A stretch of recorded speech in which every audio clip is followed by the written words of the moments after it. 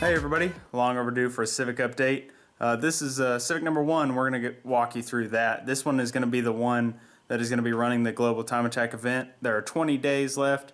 Civic number 2, there's just no way it's going to be done in time. There's a lot to do, and big things are coming with some sponsorships, and that's going to help out with that being more competitive maybe later on in this season, possibly next season. So Civic number 1, there were some things that it had to undergo to get it to the point that it will class properly and be somewhat competitive. So we're going to go ahead and walk through the stuff that's been done on it so far. So one of the really cool things about having these two Civics is that this one can be a great test bed for Civic number 2. There's a lot of things and unknowns, such as the blower. There's a lot of aero things that are going to need to be trial ran, and this one will lend itself well to that because it's already running and driving. So the blower has been attached. We'll go ahead and take a look at that. It's kind of hard to see down there because it's tucked in its happy little home, but it's a Rotrex blower projected to make about in the 400 range. There's going to be a large cooler that's going to go in the front. The end tanks are getting cut out for it right now. Let's see if I can get back and get a good... So here you can see where it comes out of the blower, and that will go into the top tank, and then it'll come out the bottom tank and go into the intake. You guys know how forced induction works, but here you can see a plywood front splitter. These little bullet mounts have been made. It's pretty neat. It allows the splitter to be removed easily. There will be some stops on the back, and then cables will come off of this front bar here. These little bosses will be tapped and cables run down to support the load there. And then the injectors have been ordered. They're going to be Aerodynamics, and there's a Bosch fuel pump will help keep all the fuel getting to where it needs to go. The motor mounts are going to be modified. Innovative has helped out a lot with that, so they're in the process of getting made. We'll go ahead and move on to some more of the aero stuff, just because with this much power, the aero is needed to put the power to the ground.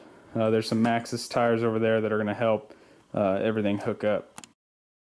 Everybody likes a big wang. Here is a pretty good size one.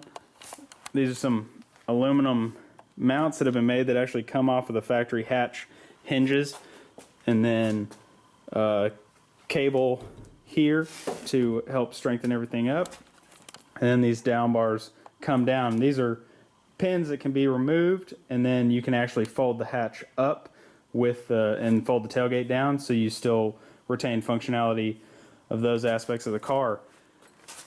The diffuser is currently getting constructed, so the spare tire well has been cut out. One big thing of why the spare tire well needed to be removed was the way the exhaust is going to be running over top of the diffuser. This will be this bar coming down here. That's going to provide a really good jacking point for when the diffuser is on there. You don't want to be lifting by the diffuser, so that'll help with that. These awesome lightweight brackets have been made to help transfer the load of the wing into the chassis. This down here you can see the factory cross member in between the control arms has had to been notched out for the exhaust. It will be coming out right there, and then like I said, over the diffuser. Let's go ahead and take a look at the roll bar. So having the extra horsepower and having the ability to reach around 150 miles an hour at road Atlanta is going to need some safety aspects. So this roll bar is going to really lend itself well to that. You can see these floor plates have been made and then gusseted. These are a little bit overkill for what's required by the rules, but always better safe than sorry in that aspect. The harness bar you can see here has been tied to the main crossbar, and then the main hoop, and then the rear where they attach to the strut, the tops of the struts, they are the same style as Civic number 1. So if you've been following with that build, it's just a copy of that with way less detail, just because this one probably won't be quite as fast. The wheel over here, I'm going to run to the other side so we can get a better look at it. Trucker was able to come up with a pretty good deal with this guy. This is out of an X-Race car, and it's a full carbon wheel. He's in the process now of using this quick release, so he's made a new mount for the actual wheel and then modified the hub a little bit to help everything stay light. The Sparco full containment seat has been added. This was a really needed piece, especially in Civic Number 2, to make sure that all the cage stuff cleared. And so this guy, some seat mounts are getting made for it currently, because the seat mounts that were in here didn't work well with this seat, didn't quite offer enough adjustment. So between the wheel getting adapted and the seat, that'll help get the driver in the optimum position. All right, guys, I know that was a lot to take in, but there's been a lot of progress, especially with this looming deadline. We're looking for 2 weeks to be tuned by Suja 1 at Custom Concept Motorsports here in town.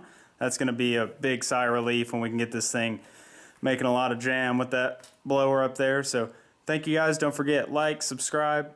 Big updates coming soon. Thanks. See ya.